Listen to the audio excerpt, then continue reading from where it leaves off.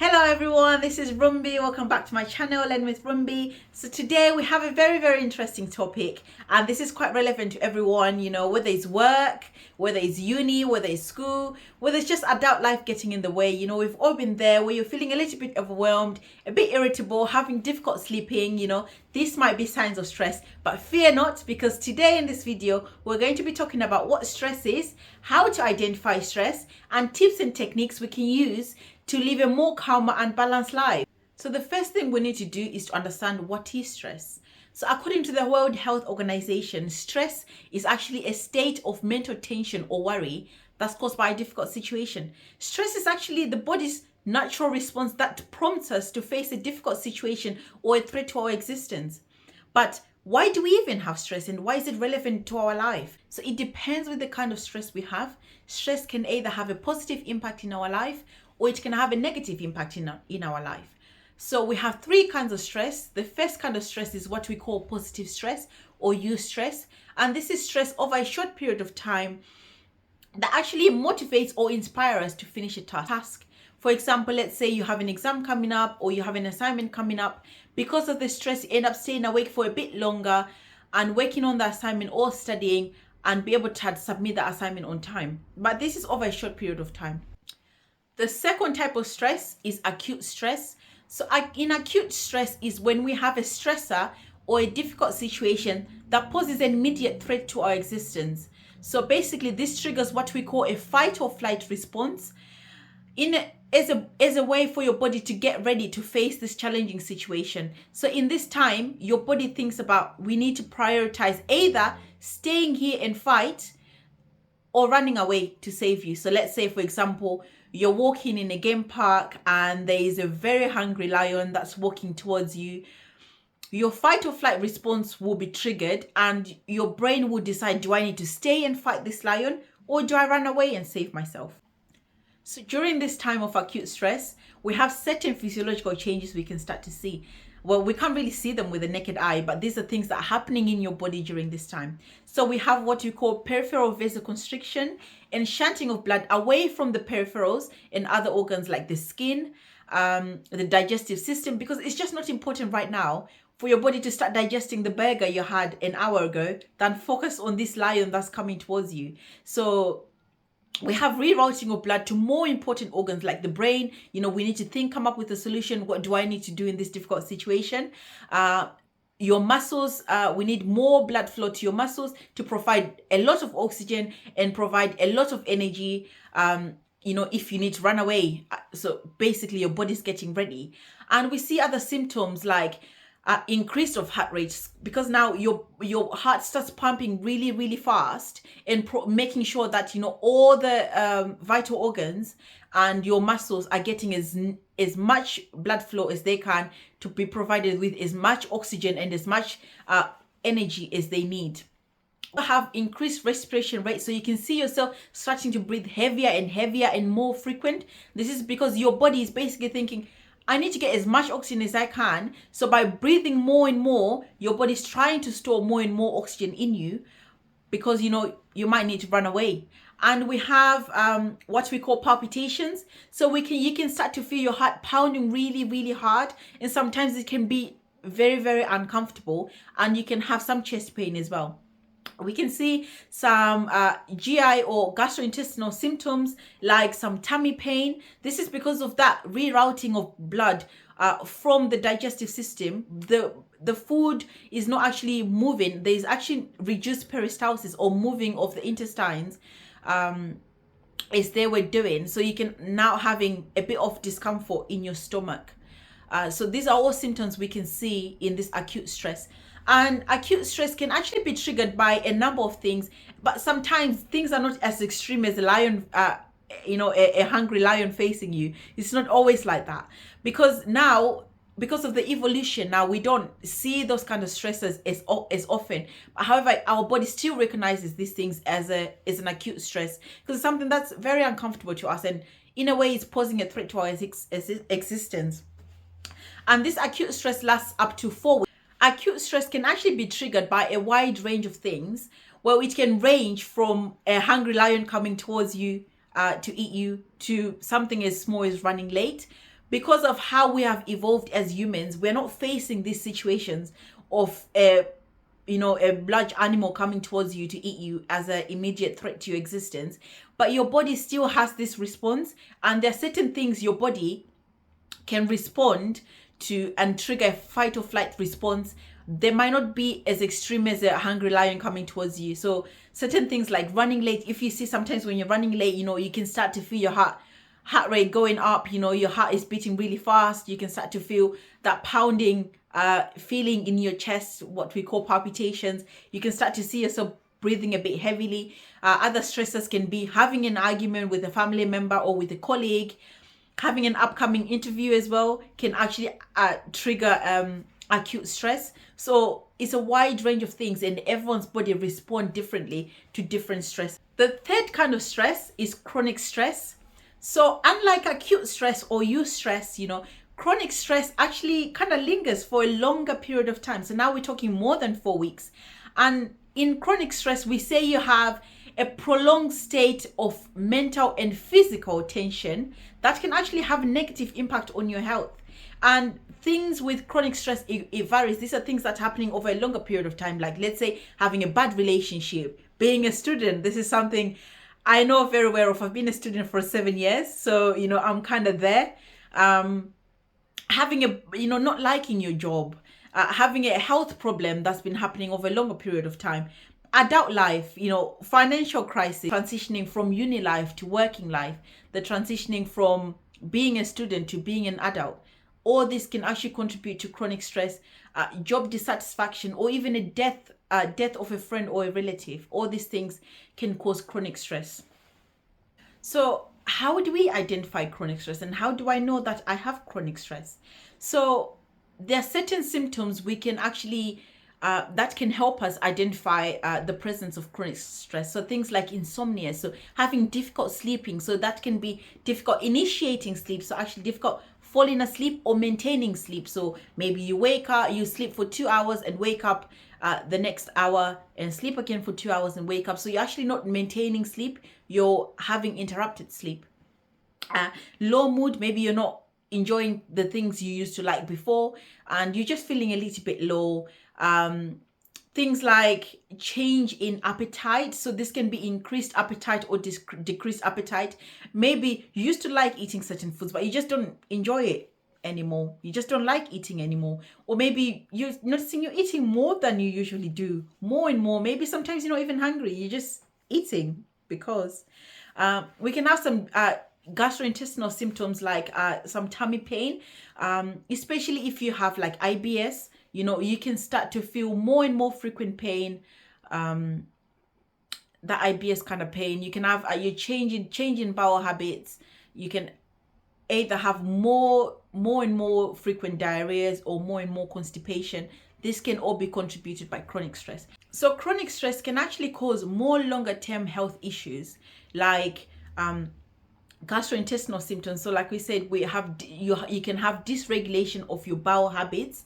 If you already have any gastrointestinal diseases like IBS or IBD, you can see that you can start to get more and more frequent symptoms or more and more frequent pain. If you have any autoimmune diseases like Crohn's disease or psoriasis, you can start to see them getting worse because your immune system is suppressed during this time, and it can actually cause exacerbation of autoimmune diseases. There's also effect on your mental health as well. You can have the development of other mental health diseases like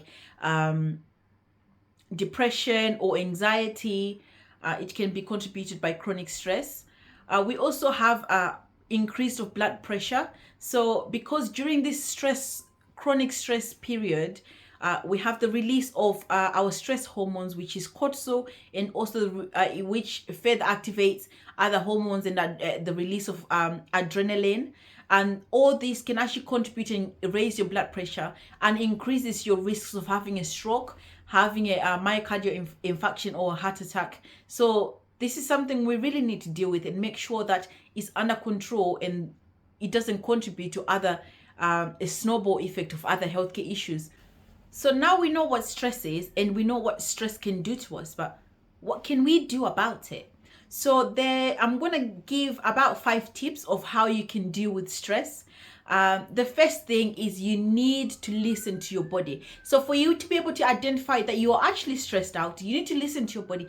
Has there been any changes that I'm noticing? Have I been struggling to sleep? Have I been having any mood changes? Have I not been enjoying the things I used to enjoy?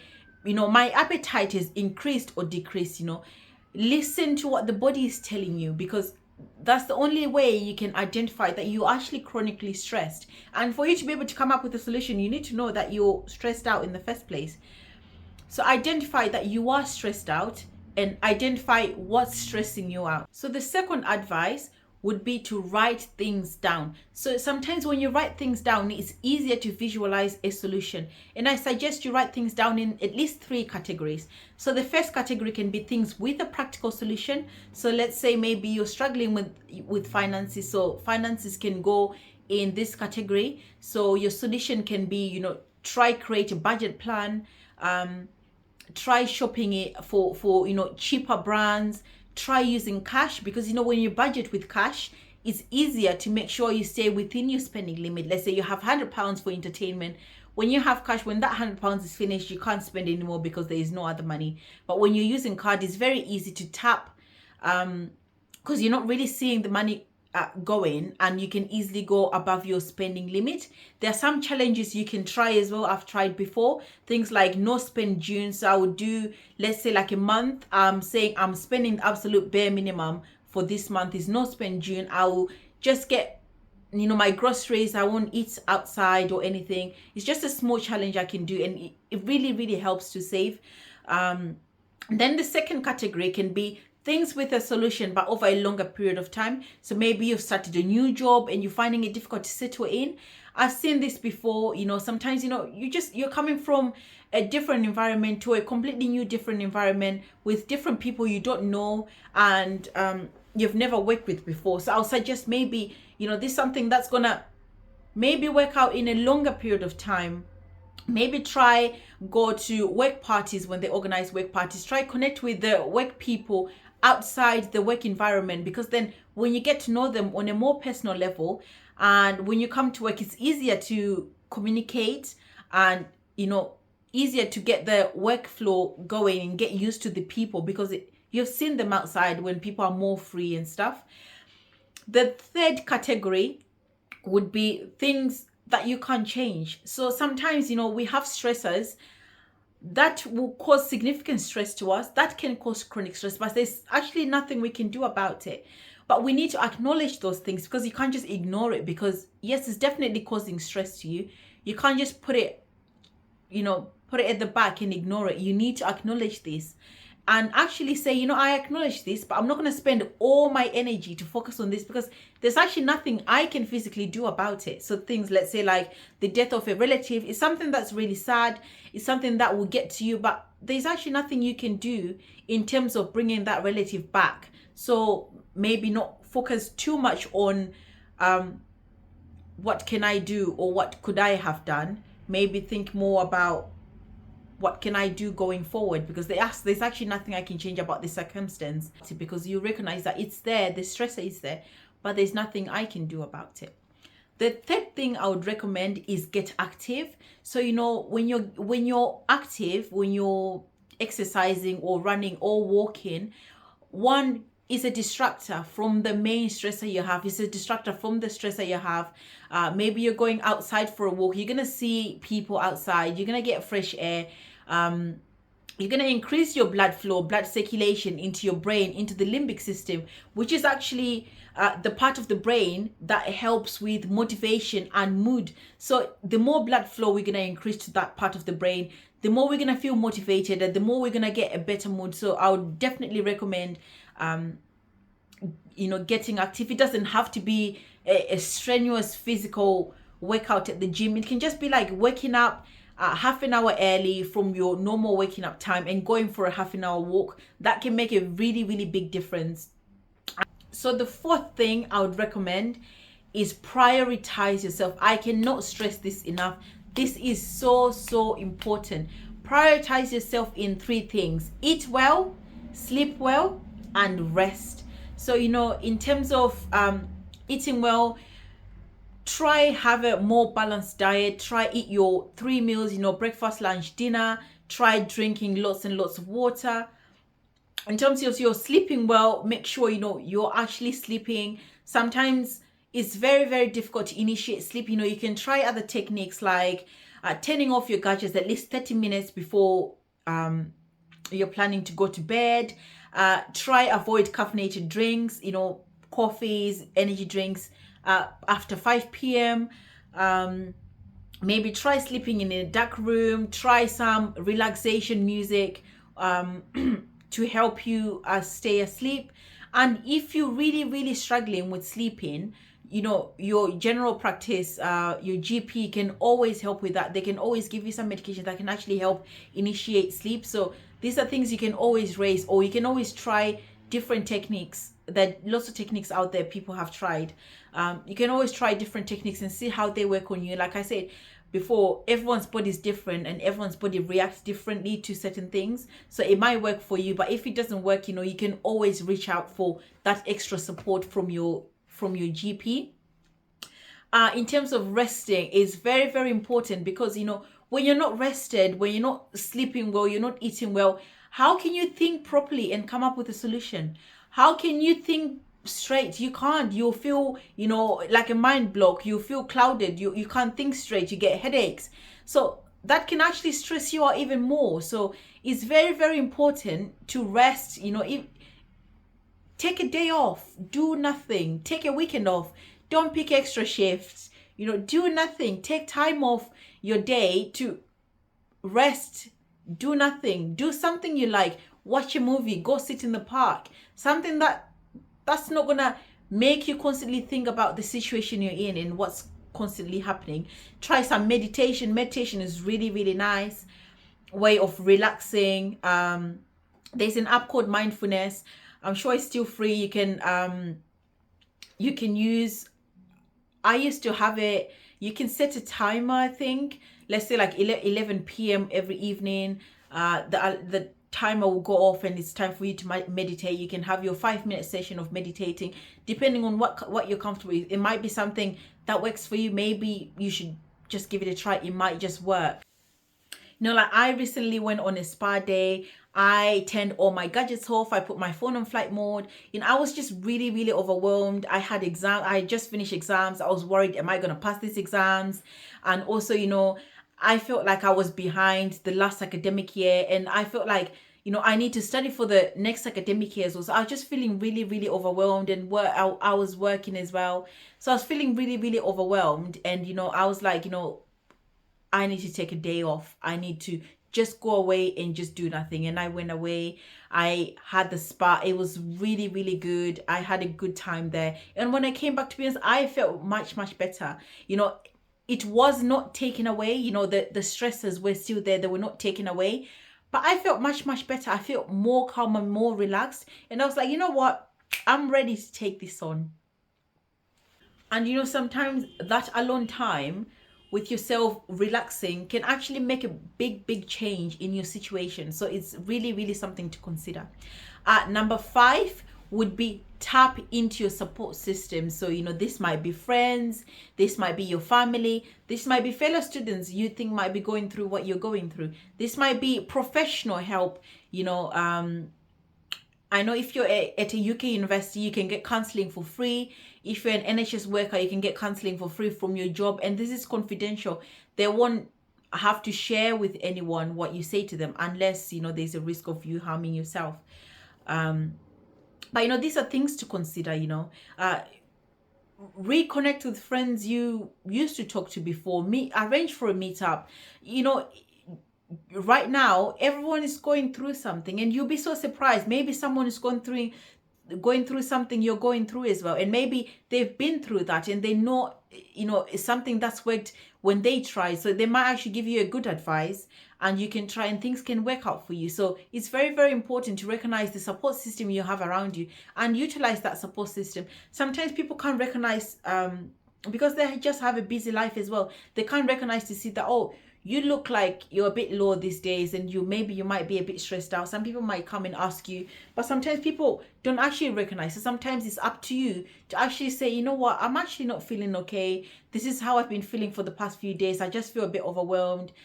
How do you guys think you can help me? You know, what do you think I should do? Try out different things. Try out professional help. There's lots of help you can access online through your GP, or through, you know, the university, or through your job. Lots of companies provide that counseling service for their employees. So it's worth to do research, you know, and just write down the support systems you have, and see what you're comfortable with and who you can talk to, and this can actually be very, very helpful.